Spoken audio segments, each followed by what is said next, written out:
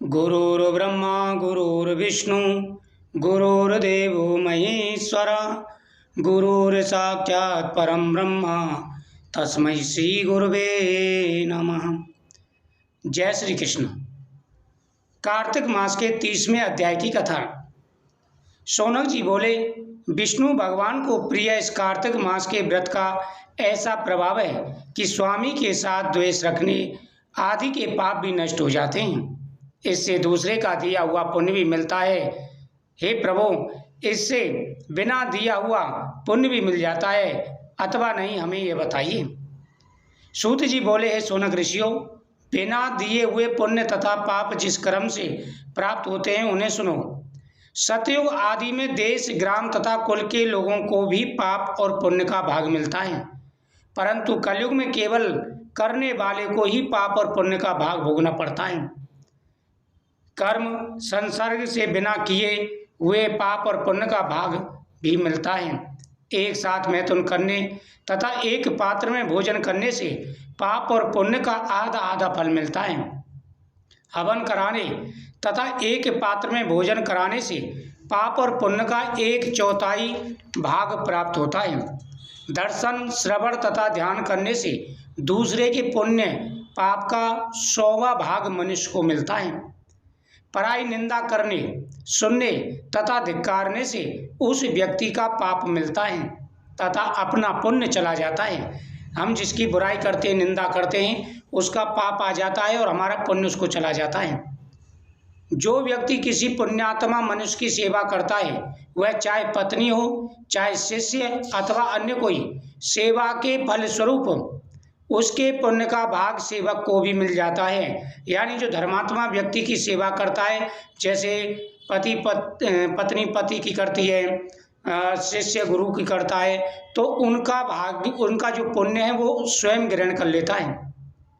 भोजन की पंक्ति में बैठे हुए लोगों में से जिसको लांग छोड़कर जो व्यक्ति भोजन परोसता है, वह उसके पाप के 6ठे भाग को प्राप्त करता है। यानी जैसे 5 व्यक्ति भोजन कर रहे हैं और एक को देकर या अगर तीसरे पर व्यक्ति पहुंच जाता है भोजन देने के लिए और दूसरा बैठा रह जाता है, तो उस दूसरे के जितने पाप होंगे वो परोसने वाले के पास चले जाएंगे।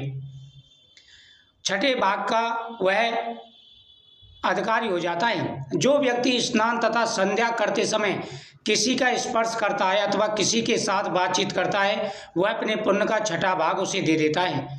जो व्यक्ति धर्म के बहाने पराये धन का हरण करता है, उसके पुण्य का फल देने वाले को मिलता है। जो व्यक्ति पराये धन का हरण करके पुण्य कर्म करता है, उसे पाप लगता है। जिसका धन होता है उसे ही पुण्य मिलता है।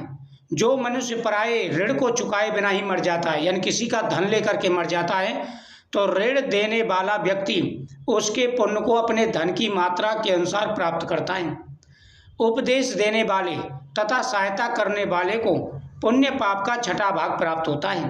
राजा प्रजा से राजस्व के रूप में 6ठा अंश लेता है, अतः उसके पाप पुण्य का 6ठा भाग भी उसे मिलता है। शिष्य से गुरु, पत्नी से पति और पिता से पुत्र को भी पाप पुण्य का भाग मिलता है। जो धार्मिक स्त्री पति का मनवांछित कार्य करती है, उसे पति के पुण्य का आधा भाग प्राप्त हो जाता है।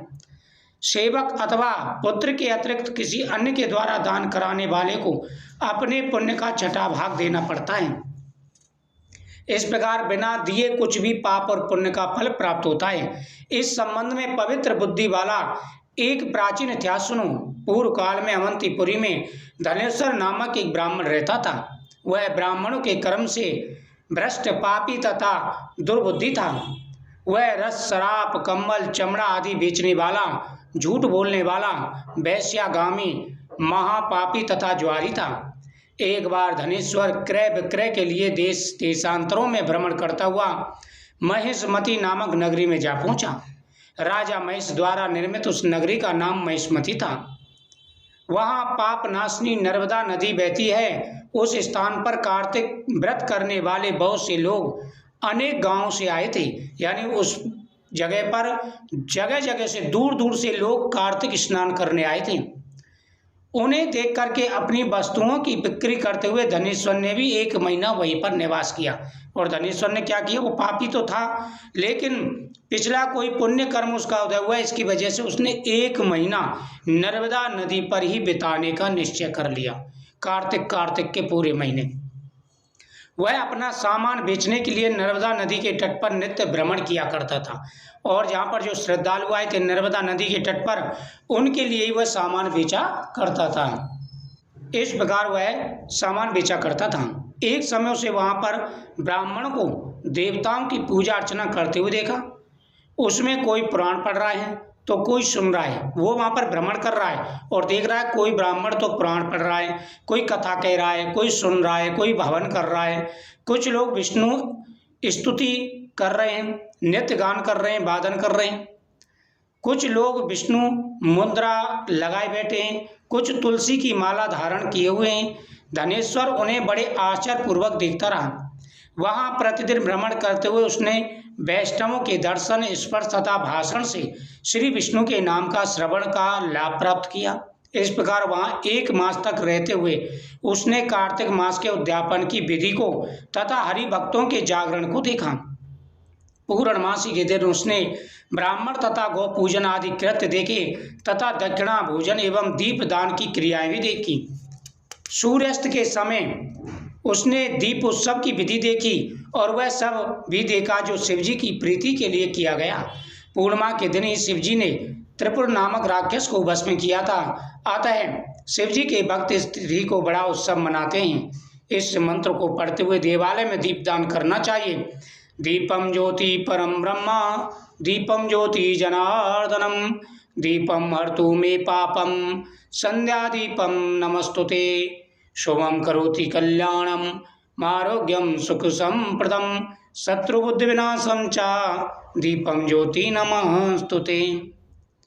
इस प्रकार इसी पूर्णमासी के दिन शंकासुर से पीड़ित देवताओं को वर देकर विष्णु ने मत्स्य का रूप धारण किया था। अतः इस स्थिति में किए हुए दान तथा जप आदि का क्या फल प्राप्त होता है। जो लोग विष्णु और शिव में कोई अंतर करते हैं उनके सभी पुण्य कर्म निष्फल हो जाते हैं, इसमें संदेह नहीं है। वहाँ भ्रमण करते हुए धनेश्वर ने नृत्य आदि भी देखे। उसके बाद उसे काले सर्प ने डस लिया और उसकी मृत्यु हो गई। लोगों ने उसे पृथ्वी पर पड़ा देख कृपा करके उसके मुख में तुलसी युक्त जल भी डाल दिया। शरीर त्यागने पर यमराज के दूत उसे बांधकर यमपुरी ले गए। चित्रगुप्त ने उसे क्रोध में भरकर डांटा तथा बचपन से ही उसके किए गए पापों के विषय में यमराज को बताया। यमराज ने भी क्रोध में भरकर अपने कालाग्नि जैसे स्वरूप को प्रकट करते हुए अपने दूतों से इस प्रकार कहा। यमराज बोले, अरे इसे मेरे पास मत लाओ, इसे बांधकर मुदगरों से पीटो और कुम्भी पाक नरक में डाल दो। इस पापी को मुझे मत दिखाओ। तब उस प्रेत को मुदगरों से पीटते हुए कुम्भी पाक नरक में ले गए, जहाँ तेल का काढ़ा उबलता हुआ था, वहाँ पर उसे डाल दिया। जब उसे तेल में डाला गया तो वह ठंडा हो गया तथा कुम्भी पाक नरक भी अग्नि की ज्वाला शांत हो गई, जैसे पूर्व काल में प्रहलाद के लिए हो गई थी। उस महान आचर को देखकर यमदूत बड़े विस्मय में पड़ गए। उन्होंने यमराज के पास जाकर सब वृतांत कहा। दूतों की उस आश्चर्यजनक बात को सुनकर यमराज सोचने लगे, ऐसा क्या हुआ। तभी वहाँ नारद जी आ पहुँचे। यमराज के द्वारा पूजा किए जाने के बाद प्रश्न करने पर उन्होंने कहा, नारद जी बोले, हे यमराज, वह प्रेत यमलोक भोगने योग्य नहीं है। उसने अपने जीवन के अंत में नरक से मुक्ति दिलाने वाला पुण्य किया है।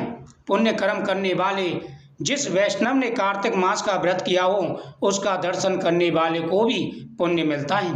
इसमें तो कार्तिक मास का व्रत करने वाले को तो अनंत गुना फल प्राप्त होता है। कार्तिक का जो व्रत पुण्य करता है उसकी संख्या का वर्णन नहीं किया जा सकता। इसने अपने अंतिम समय में तुलसी दल युक्त नर्मदा जल को ग्रहण किया तथा स्नान किए हुए वैष्णवों ने इसे श्री विष्णु का नाम सुनाया। अतः यह पाप मुक्त होकर सदगति प्राप्त करने का अधिकारी है। सूत जी बोले, यह कहकर नारद जी सनातन ब्रह्म लोक को चले गए तथा धनेश्वर भी यज्ञ लोक में जाकर यज्ञ बना। वह कुबेर का अनुगामी होकर धनक्षिक नाम से प्रसिद्ध हुआ। उसने कोई और कर्म नहीं किए थे, उसने सिर्फ कार्तिक के महीने में दूसरों को पूजा करते हुए देखा था, इसी से उसका उद्धार हो गया। जो कार्तिक के महीने में जानबूझकर पूजा पाठ करते हैं, पूरी श्रद्धा से दीपदान करते हैं, उसके पुण्य को महत्व को जानते हुए उनको करोड़ों गुना फल की प्राप्ति होती है। इति श्री पद्म पुराणे कार्तिक मास महत्व के अंतर्गत परिकृष्ट पुण्य पाप के फल कथन पूर्वक धनेश्वर उपाख्यान नामक 30वां अध्याय समाप्त हुआ। ओम नमो भगवते वासुदेवाय नमः। जय श्री कृष्ण।